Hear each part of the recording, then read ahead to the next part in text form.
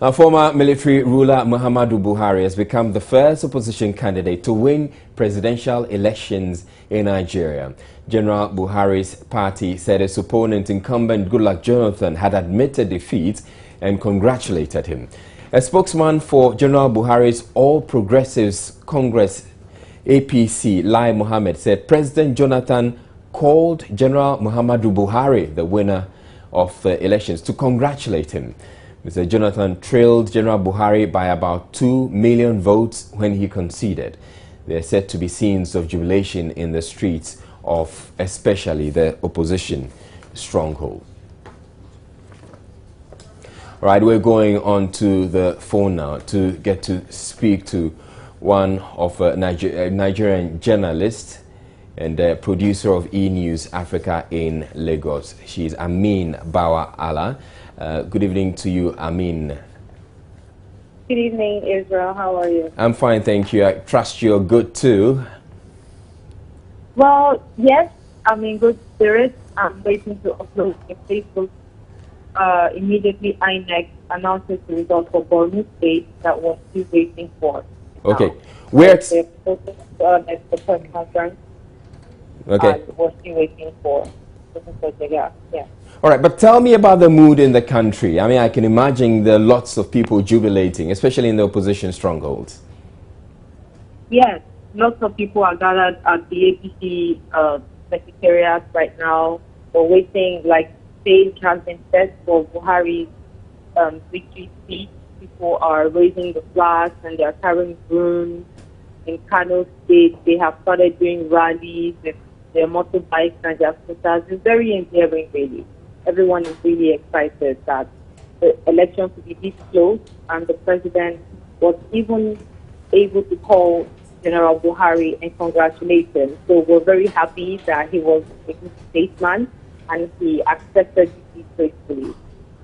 But what has been the reaction from the stronghold of the PDP? I mean, the losers in this election. Right now, there has been nothing from the PDP. The normal people who always run during elections on social networks, they are very silent right now, particularly FFK, Fayoshe. He's one of the media organizers of Jonathan's campaign, and he has been very silent. Nobody has heard anything from Jonathan's camp aside the president himself calling Muhammadu Buhari to congratulate him. All right, thank you very much, Amina. Thank you very much for the update, and we will be staying tuned. And if there is any other update, we'll be coming to you. So do stand by for us. Meanwhile, there have been mixed reactions from some Nigerians here in Ghana. Aisha Ibrahim has been speaking to some of them. We are presently at the tiptoe lane where we have a number of Nigerians here. There's mixed reaction over here. Now, let me get some of the supporters and speak with them. What is your name? My name is Hamid Samuel. I'm an Igbo man. The major aim I have is that there will be peace. There should be peace in the country. If Buhari, as he promised, will bring peace to the nation, let him rule. But he should understand that the Nigerian people, especially we Nigerians, as we are here, we are not happy. If they rule our country very well, we shall be in our country. But we are here because the ruling governments are not doing well.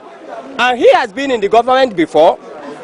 We did not have his results. He persisted in coming back to the government. Now that he persisted, we want to see the results of his coming back. So he should prove himself as a president, not just being there because he wants to be there.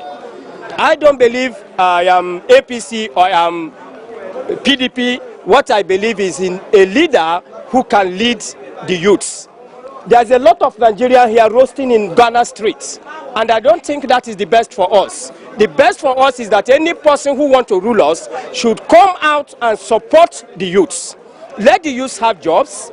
Let the youth have good education. Let the youths move ahead and move Nigeria forward. How do you feel as a Nigerian? I'm very proud and happy tonight that APC is leading, because we don't want someone that is going to, demolish our country for us. We are so many people in that country. We live our life, we love ourselves in the country, but I've never seen it before in my life, a president in a seat, and people slaughtering themselves. That is a lot of troubling we have in our country. Are you saying that Goodluck Jonathan is destroying your country? We can say it's destroying the country, because a person in a seat, and you can't handle people in your country, and you can't yourself a president. So we want you out. I'm so happy about it. Jonathan is not strong to lead my country. Why do you say so? Because he's not doing his work. What work are you expecting of him that he hasn't delivered? He should try to stop the Boko Haram or things like that, you get. So I'm happy for Buhari coming into the seat, because he has sworn that every month he will pay the citizens, and I pray it should be so. In a related development, the election of former military leader General Buhari, according to security analyst Dr. Kwesi Ening, comes as good news for the fight against Boko Haram. According to Dr. Ening, although it is early days yet, General Buhari's background as a disciplinarian and his adamant stance against corruption could help greatly in the battle. Buhari's victory brings a new dimension, first, the resolution of the age-long Niger Delta crisis.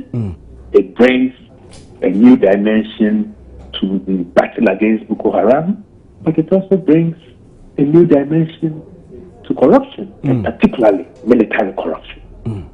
If you remember, General Buhari has made it quite clear that he thought that the manner in which the war against Boko Haram has been prosecuted was, if not criminal, was something that he would never accept, and that he would probe the billions of dollars that had been given to the military, to prosecute the war and the disastrous, effects of that war. So certainly there will be some some security uncertainties in the months ahead.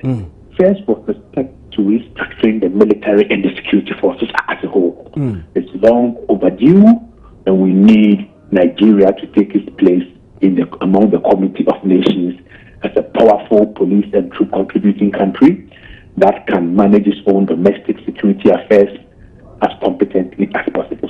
Transitional periods are always very difficult for new government. Yes. In terms of security, in terms of getting control over the leaders of government, in terms of ensuring that its influence and power are felt in every corner of the country.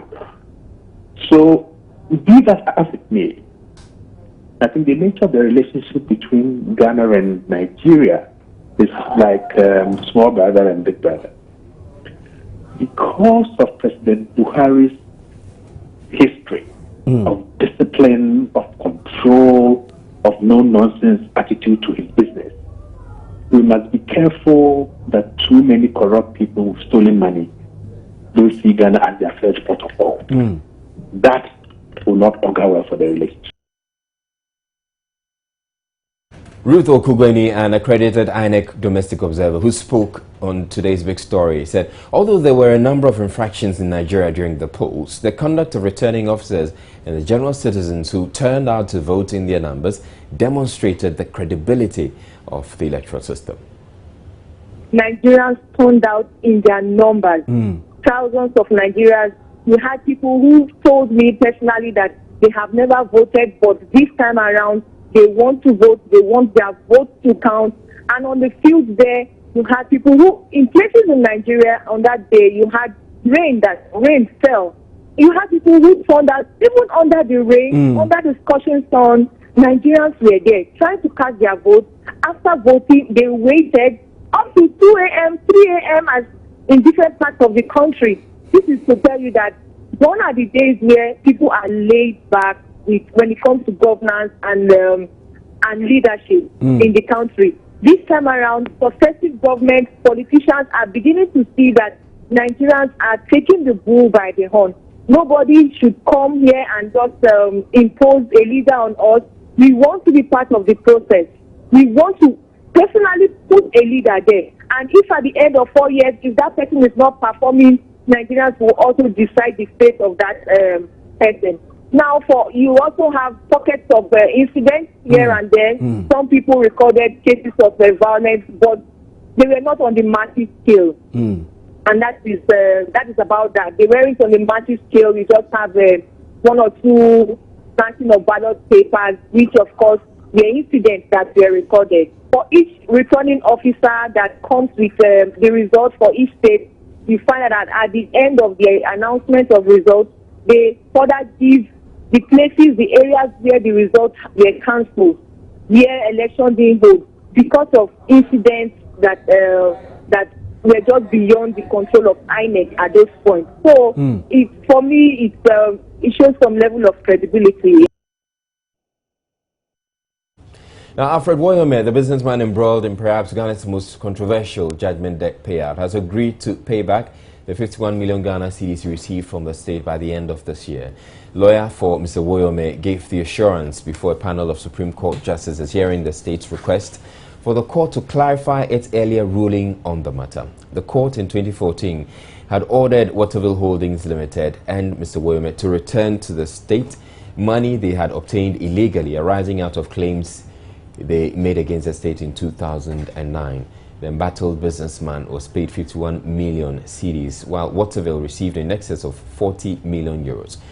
Now, joining us is Kwachi Alfred Woyome was in court and joins me in the studio with more on the proceedings. Good evening to you, Alfred. Now, tell me, how were the proceedings in court? Take us through the proceedings in court. Well, today's matter, the court heard this matter essentially because even though the Supreme Court had delivered a ruling on the matter asking Isofoton, Woyome and Waterville Holdings, the construction company, to pay the judgment debt, the Attorney General's Department or the state said that they were not clear in their minds as to how the processes to retrieve this money, because this matter was brought before the court by Mr. Martin Amida, former Attorney General, and the state was a defendant in this matter. So even though the ruling had gone in favor of the state, asking the state to retrieve the money, they were wondering that whether they were creditors or debtors in this case, because they were indeed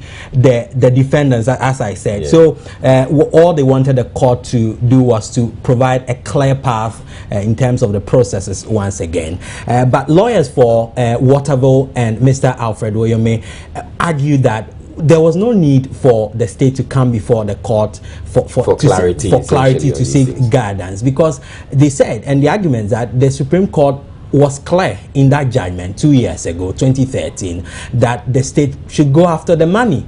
But okay, now, so the case was about the states or the Attorney General going to before the Supreme Court to seek clarity on its earlier ruling. So at what point did it happen that there was a promise or an assurance from Mr. Woyome to, you know, that he was going to pay the money? This was after the judges had dismissed this claim by the two legal representatives, that's Alfred Woyome's lawyer and lawyer for Waterville, who had argued that there was no point in the state coming to court for clarity. Mr. Woyome's lawyer, and this was indeed after the court had ruled that, well, they had every right, the state has every right to come before the court for guidance. Then Mr. Woyome's lawyer voluntarily came in and said that, well, my client is even in the process of paying this money. There have been separate meetings, 4 separate meetings between Mr. Woyome and the AG herself, Marietta Briapon, on how to pay this money. And he was emphatic that the money will be paid by the end of this year, 2015, that's by December, to be more clear on this.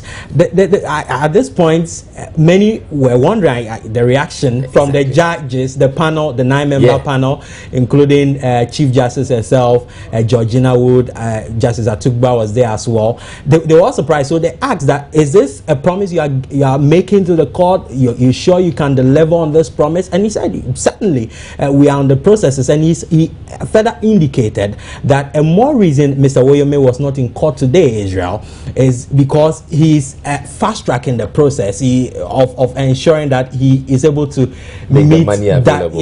by that set Does it deadline. suggest that it's possible that the money could actually come before the end of the year?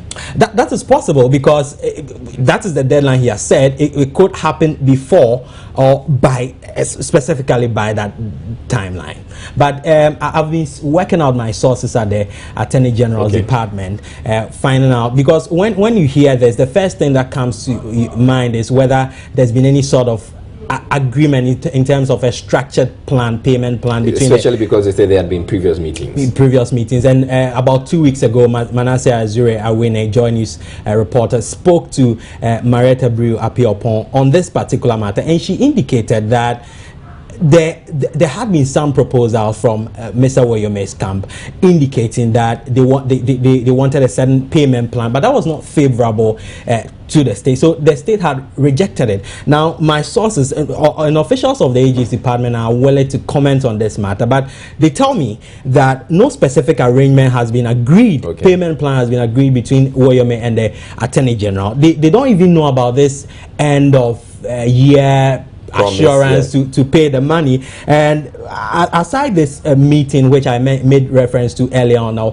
between the AG and Mr. Woyome, they say that there's not been any subsequent meetings, but they are determined, and this ruling by the Supreme Court today gives them the green light to push forward insofar as retrieving the cash is concerned. Now there's no hindrance. Are they indicating that they're going to attach some properties of his, or I mean, moving in on his properties to, you know, retrieve those monies? Yes, the Attorney General has indicated that already. He's Dominic Ayini, I'm talking about the Deputy Attorney General in this case, indicated on Newsfile that they've identified some properties of assets of Mr. Woyome already, about 4 of them, and they will ensure that all that will help them in retrieving whatever monies the state is due. Thank you very much, Kwachi Afrenium, and he covered the courts for us today, and indeed we'll be watching out to finding out what's next the Attorney General is going to do, or the state is going to do in this case. But in other news, the International Federation of Women Lawyers and Women in Law and Development in Africa have urged the opposition New Patriotic Party not to rescind its decision to bar men from contesting its 16 female sitting female MPs at the upcoming party primaries. The National Council of the New Patriotic Party said to meet for a possible review following widespread opposition to the policy. But addressing a news conference in Accra, the two groups said that they would use every democratic means to ensure the party does not make a U-turn. Efforts by political parties to increase women's participation in decision-making during the 2012 elections resulted in a nominal increase in the number of women who entered into parliament. The International Federation of Women Lawyers and Women in Law and Development in Africa described the MPP's decision to allow only women to contest in the 16 constituencies as critical for Ghana's democracy. For the two groups, promises by political parties to promote affirmative action often ends on the political platforms where the promises are made.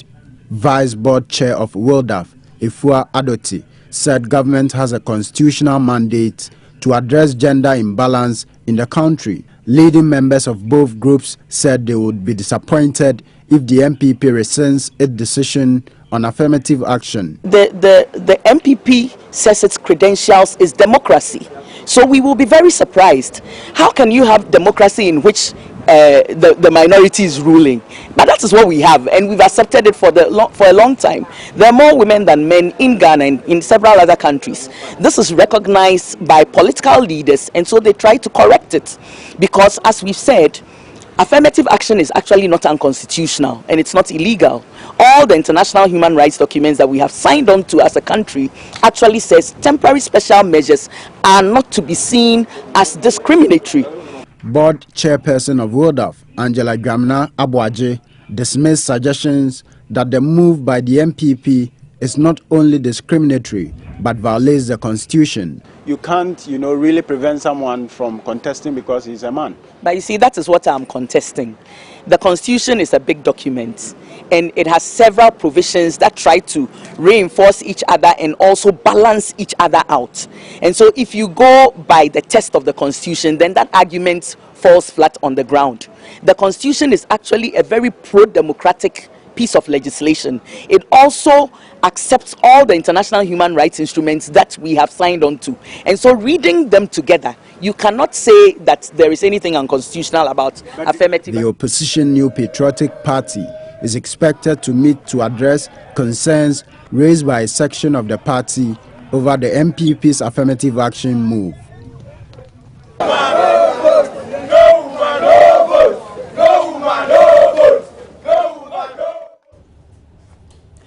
The decision by one of the leading members of pressure group Occupy Ghana to contest the parliamentary primaries of the New Patriotic Party is raising questions about how truly apolitical the group is and which other member may be next to show their true political color.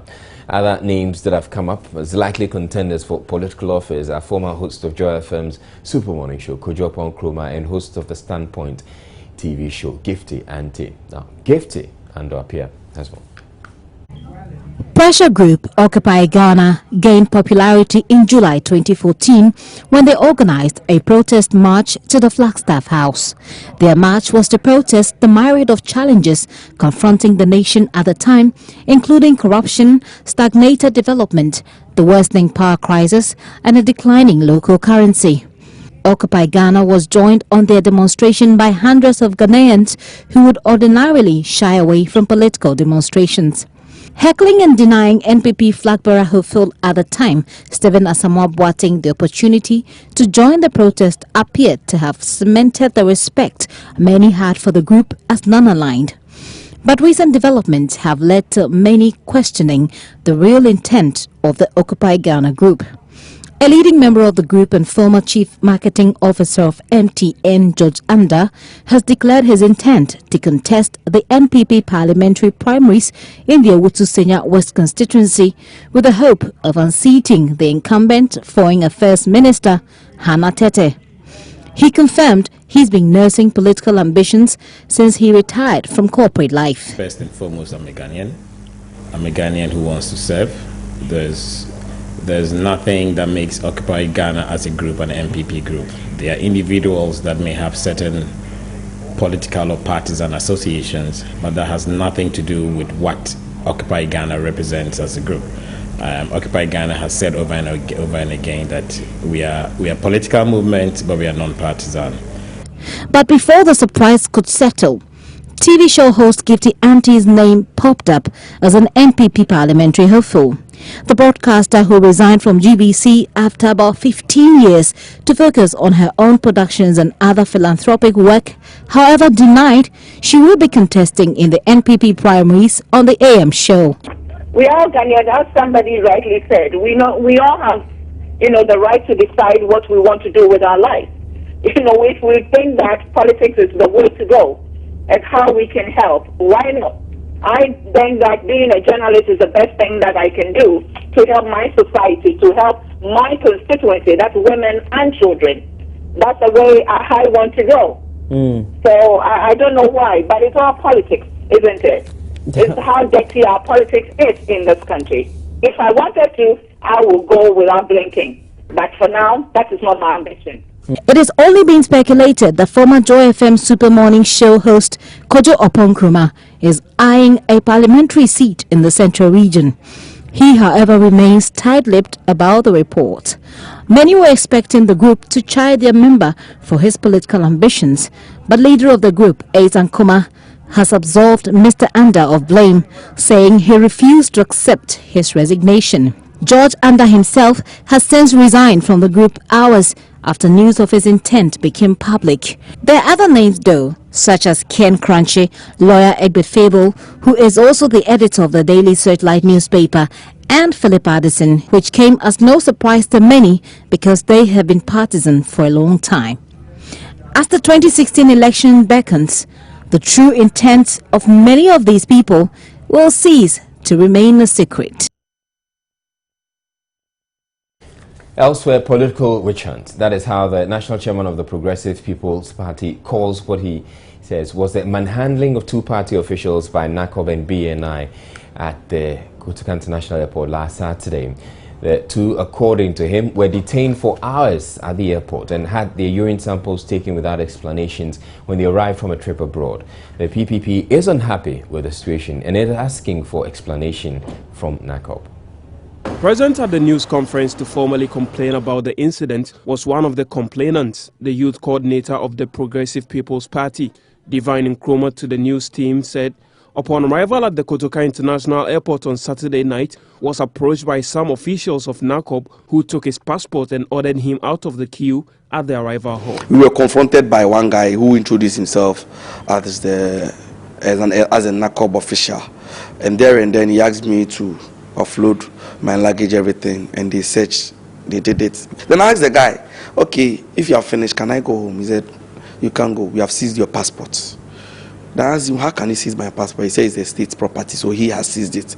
Then he matched me to the gent to go and take a sample of my urine. At around 11:55, one gentleman who was not involved in the whole process came and then told us to go outside. He matched us outside to the departure hall, and all he did was hand over our luggage and our passports to us. There was no form of apology for any inconvenience. The party chairman says officials of NACOB would have to explain the detention of their officials. Stopping fellow Ghanaians who belong to the opposition party and asking them to identify and show their political party card is not part of NACOB's assignment. We believe that it is witch hunting. Devoid of asking them for their party card, it has to be witch hunting. Devoid of informing the one you had picked out of the crowd that it was the one that was doing a one-man demonstration, it has to be a witch hunt. Telling them that you're waiting for orders from above, has to be a witch hunt. They were targeted, and they unfortunately made it known by their actions and words and deeds that they had been asked to do what they were doing, and that should not be countenanced by anyone of that sort. The party is not considering a legal option for now, even though it says it is not ruling it out. Now, as the Fisheries Ministry prepares to reconstitute the National Premix Committee, some fishermen at Jamestown in Accra say they want an even distribution of premix fuel. Unlike their colleagues from Cape Coast who picketed at the ministry yesterday, the Jamestown fishermen say they are happy with the dissolution of the Premix Committee, which they accuse of unevenly distributing the commodity. Joy News' Michaela Anderson was at Jamestown earlier in our report. This is Jamestown, the hub of fishing here in Accra. Premix is an essential commodity for fishermen here because that is what they use for their work. But there have been a lot of problem with the premix. It's either with the sale or the distribution. The supply of the commodity sometimes delays, and when it finally arrives, the fishermen haggle over it. We want government to supply us with premix almost every 2 days. Every 2 days, they claim their leaders sell the premix fuel among themselves, leaving them to struggle to get the commodity. My concern is that our leaders sometimes distribute the fuel at our expense. We're happy with the dissolution of the committee, but we want government to ensure even distribution of the commodity.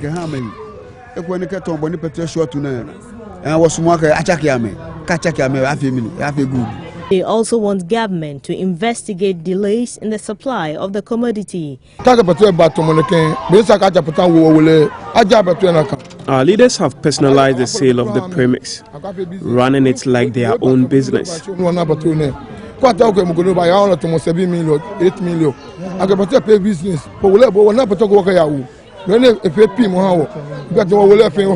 use the premix for our work, but we struggle getting it. We want the new leaders who will be appointed to distribute the premix evenly. They are demanding that government ensures equal distribution of premix as it prepares to reconstitute the National Premix Committee. Michaela Anderson for Joy News. We're taking a break. We'll be back with business. To stay tuned. Right, time now for business, and Atani is here. But before you go on with your business, certainly the elections in Nigeria are, the headlines are blazing the headlines all over the place. And what will be the implications, or what are business interests in Nigeria? Nigeria supplies us gas, crude oil, and we trade with them in several ways. So it's really going to affect us. And so definitely, so in effect, we're happy that everything has turned out peaceful so far. Happy. Because we don't want any gas supplies disruptions. Exactly. All right, Israel. Time now for business. My name is Atani. The number of mining firms listed on the Ghana Stock Exchange could hit 3 by 2017. Goldfields is currently working to list on the exchange within the next 2 years. It has already engaged foreign advisory firm Billion to aid the process. Currently, Anglo Gold Ashanti and Golden Star Resources are the only 2 mining firms listed on the market out of the about 17 operating in Ghana. Country manager for Goldfields, Alfred Woyome, tells Joy Business the move is part of efforts to let Ghanaians own part of the firm. Some analysts also see Goldfields' move as part of efforts to comply with the country's local content policy and plans by government to compel foreign firms operating in the country to list on the local bulls.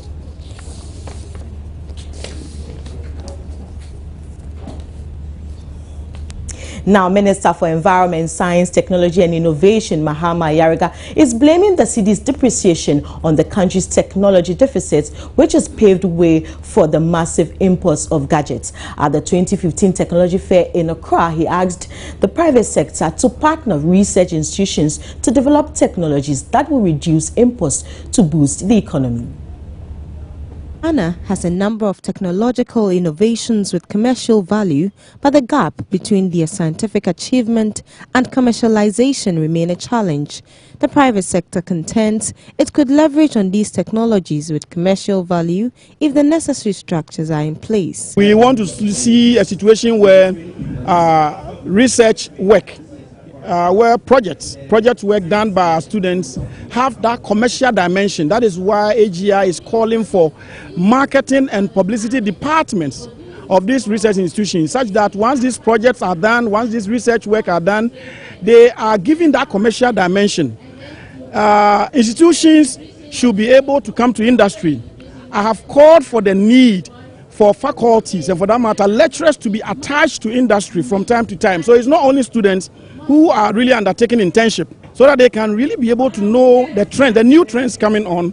They can be able to develop curricula which are relevant, you see, to industry needs. Until we do that, we will still have this teeming unemployment. Launching the 2015 Technology Fair, the Minister for Environment, Science, Technology and Innovation, Mahama Yariga, was emphatic innovative technology is a sure way to attain economic success. The technology gap is accounting for this rapid depreciation in the cedi relative to the dollar. We are constantly consuming, higher and more advanced technology at higher cost to us. Our technology gap is making the exchange so lopsided that we have to constantly look for more to be able to exchange with them. All you need to do is to sit down and just do a basic analysis of how many bags of raw beans cocoa you have to produce a year to give you one iPad. That should tell you the nature of the exchange that is taking place between them and us. The 2015 Technology Fair is therefore to showcase the commercially viable technologies to attract private sector investment.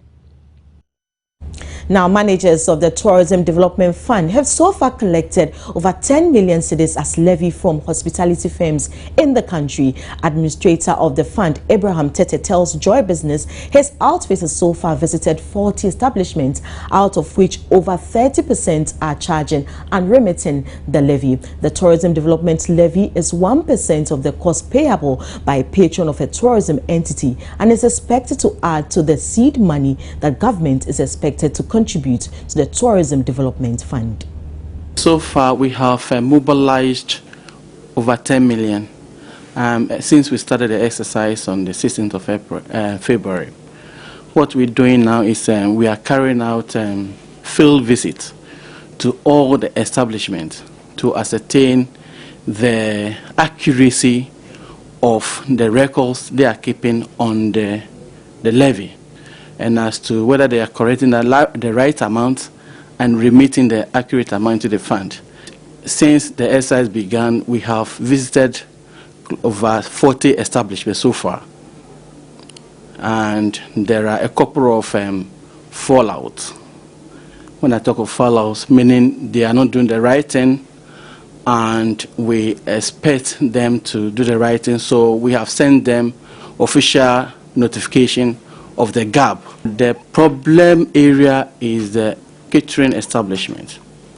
They are not paying, and we are visiting them to get what is expected from them. Some are saying that they don't know anything about the levy. Some are saying that they have not charged, and therefore they are not remitting to the fund.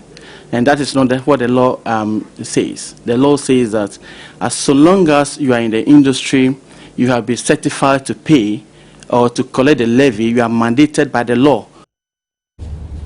That's it for business. My name is Etonam Say. Sports is next.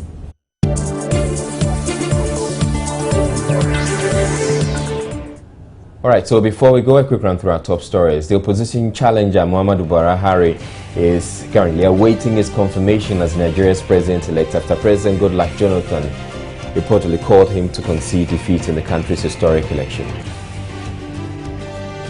The businessman embroiled in perhaps Ghana's most controversial judgment debt payout, Alfred Woyome, has agreed to pay back the 51 million cedis by the end of this year. Two women's groups have urged the New Patriotic Party to remain resolute about its affirmative action policy on women. And Jamestown fishermen want a fairer distribution of premix fuel as government gets set to reconstitute the committee responsible. For more news, log on to myjoyonline.com. My name is Israel Lai. Thank you very much for watching. Have a good evening.